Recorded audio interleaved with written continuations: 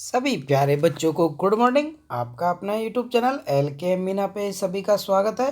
तो प्यारे बच्चों, आज हम शिक्षा निदेशालय की तरफ से दी जाने वाली वर्कशीट 21 की चर्चा करेंगे।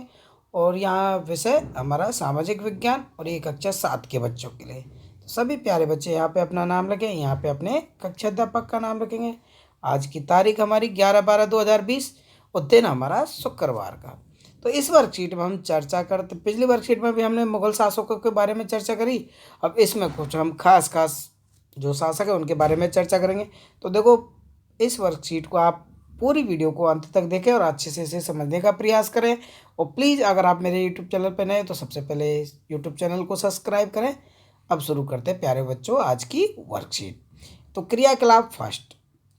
तो देखो बेटा, ये हमें डायग्राम दिया है, तो आप सभी इस डायग्राम को देख के समझ गए होंगे कि ये डायग्राम किसका है। तो आप सबके मन में खूब अच्छे से क्वेश्चन होगा कि ये क्या है बेटा, लाल किला। क्या है बेटा, ये लाल किले का डायग्राम यहाँ पे हमें दिया हुआ है। मैं यहाँ पे लिख देता हूँ लाल किला, जो कि दिल्ली में ही है हमारे। कि नीचे दिए गए संकेतों के आधार पर चित्र को पहचानिए और स्मारक के विषय में कुछ पंक्तियाँ लिखिए। कि ये दिल्ली में अवस्थित है, शाहजहाँ द्वारा बनाया गया है। इसकी प्राचीर से प्रत्येक वर्ष प्रधानमंत्री स्वतंत्रता दिवस हमारा कब मनाया जाता है? 15 अगस्त। ठीक है, 15 अगस्त को की भाषण देते हैं। तो आप गूगल पे जब लाल किला के बारे में गूगल में जब आप लाल किला लिखोगे तो उसके बारे में और सारी जानकारी हैं। तो आप उसके बारे में 4-5 लाइन और लिख दें, तो इससे इसकी कुछ पंक्तियां हैं जो महत्वपूर्ण वो आपको आ जाएंगी। तो वो आप उसकी जानकारी की मदद से आप लिख देंगे। ओके बेटा, अब देखते हैं आगे कि पारिवारिक विरासत। कि भाई पारिवारिक विरासत है उसके बारे में हम चर्चा करेंगे। कि पूर्वज, जो हमारे पूर्वज होते हैं उनके बारे में। तो इसकी माता चंगेज खान के वंशज, माता की ओर से वे चीन और मध्य एशिया के मंगोल शासक चंगेज खान के उत्तराधिकारी थे। ये चंगेज खान के वंशज कौन थे? कि चीन और मध्य एशिया के मंगोल शासक चंगेज खान, जिसकी मृत्यु 1227 ईस्वी में थी। तो उनके ये उत्तराधिकारी रहे थे। पिता तैमूर वंशज के थे। पिता क्या थे? तैमूर वंशज के थे। पिता की ओर से वे ईरान, इराक, वर्तमान में तुर्की के शासक तैमूर, जिसकी मृत्यु क्या हुई थी? 1404 ईस्वी में हुई थी, के वंशज थे।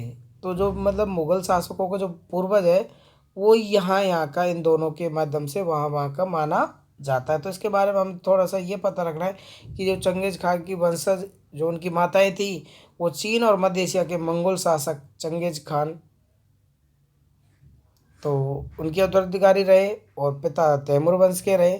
ठीक है प्यारे बच्चों, तो ये हमें थोड़ी जानकारी इसके बारे में होनी चाहिए। मुगल अपने को मुगल या मंगोल कहलवाना पसंद करते। जो मुगल शासक थे अपने को मुगल और मंगोल कहलवाना पसंद नहीं करते थे, क्योंकि चंगेज खान से जुड़ी स्मृतियाँ सैकड़ों व्यक्तियों के नरसंहार से संबर्धित थी। कि जो चंगेज खान था वो लोगों को मार देता था, तो उससे जुड़ी थी, इसलिए वो मुगल शासक और मंगोल कहलवाना पसंद नहीं करते थे। यही स्मृतियाँ मुगलों के प्रतियोगियों उज़्बेकों से नाम से भी जानी जाती थी।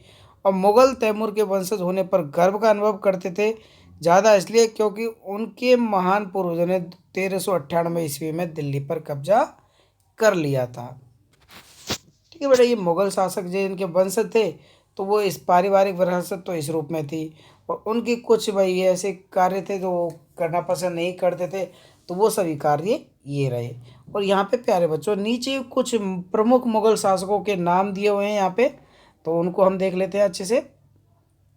देखो, सबसे पहले जैसे बाबर आया। कौन आया बेटा? बाबर। इनका शासन 1526 से 1530 तक इनका शासन यहाँ पे हमारे भारत देश में रहा। फिर उसके बाद बाबर के बाद उनका बेटा हुमायूं। बेटा ये ध्यान रखना है, क्रम भाई है तो हमें याद भी रखना है भाई, प्रथम प्रबल मुगल शासक कौन कौन से थे।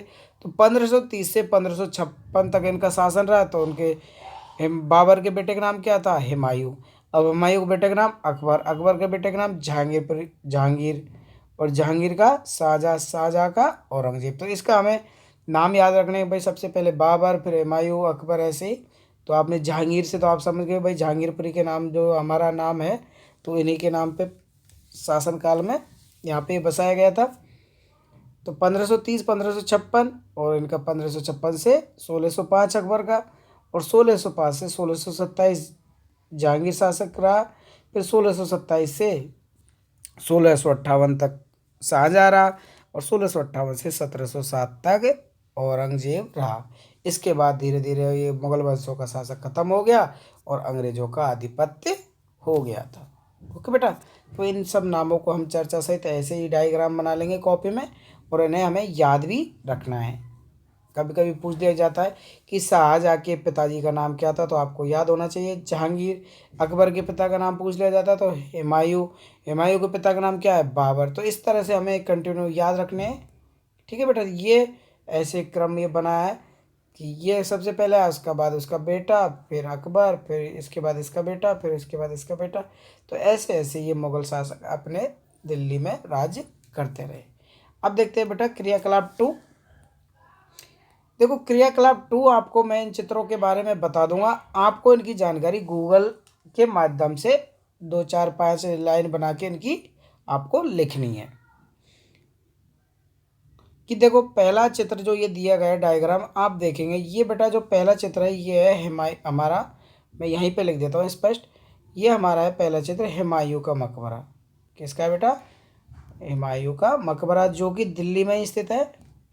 हुमायूं का मकबरा, ठीक है। और आप इसकी जानकारी कि भाई इतनी मैं बता दूं, ये दिल्ली में स्थित है, और इसकी जानकारी आप गूगल पे जब हुमायूं का मकबरा लिखेंगे तो और जानकारी आपको मिल जाएंगी। तो 4 5 लाइन वहाँ से आप इसका लिख देंगे। ओके बेटा, अब ये जो दूसरा हमारा चित्र है, तो बेटा ये जो दूसरा हमारा चित्र है ये वाला, तो ये हमारा जामा मस्जिद है बेटा। कौन सी है?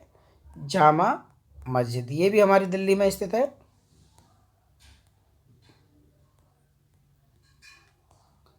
ठीक है, जामा मस्जिद, तो ये भी दिल्ली में स्थित है। तो इसके बारे में भी गूगल से आप जानकारी लिखेंगे। ओके बेटा, क्लियर। अब इस चित्र को तो कौन नहीं जानता, इस चित्र को सभी जानते हैं। ये क्या है? ताजमहल। और ये जो कि आगरा में स्थित है। आगरा यूपी, ठीक है, आगरा उत्तर प्रदेश राज्य, यूपी। ठीक है, तो ये इसकी जानकारी आप गूगल से लिखेंगे। ठीक है, और ये हमारा जो चौथा डायग्राम है बेटा, ये हमारा बुलंद दरवाजा। क्या है चौथा डायग्राम? बुलंद दरवाजा, और जो कि फतेहपुर सीकरी में। कहाँ है बेटा? फतेहपुर सीकरी में है।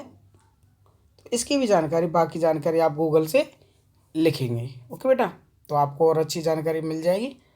तो ये आपके चारों क्रियाकलाप पूरे होते हैं। आप देखते हैं क्वेश्चन नंबर 1। मुगल स्वयं को मंगोल की अपेक्षा तैमूर वंशज के कहलवाना क्यों पसंद करते थे? तो देखो हमने यहाँ पे पढ़ा था, इसका क्वेश्चन का आंसर ये रहा हमारा। एक क्वेश्चन है ये रहा, तो भाई ये हमने पढ़ा था भाई क्यों, तो ये हमारे इस क्वेश्चन का आंसर हो जाएगा पहले का ये पूरा। ठीक है बेटा, कि क्यों कहलवाना पसंद करते थे यहाँ से, और इस पूरे को हम आंसर में लिख देंगे कि मुगल अपने को मुगल या मंगोल कहलवाना पसंद नहीं करते थे, क्योंकि चंगेज खान से जुड़ी स्मृतियाँ सैकड़ों व्यक्तियों के नरसंहार से संबंधित थी, और यही स्मृति मुगलों की प्रतियोगिता उज्बेकों से भी संबंधित थी। और मुगल तैमूर के वंशज होने पर गर्व का अनुभव करते थे, क्योंकि उन्होंने पूर्वजों ने 1398 में दिल्ली पर कब्जा कर लिया था, तो इसलिए वो गर्व महसूस करते थे। तो सभी प्यारे बच्चे डायग्रामों को अच्छे से कॉपी में बनाएंगे और अपने टीचर से चेक करवाएंगे। Thank you, bye bye, take care. बेटा ऐसे मेरे वीडियो को लाइक करते रहे और शेयर भी करते रहे। Thank you, bye bye, take.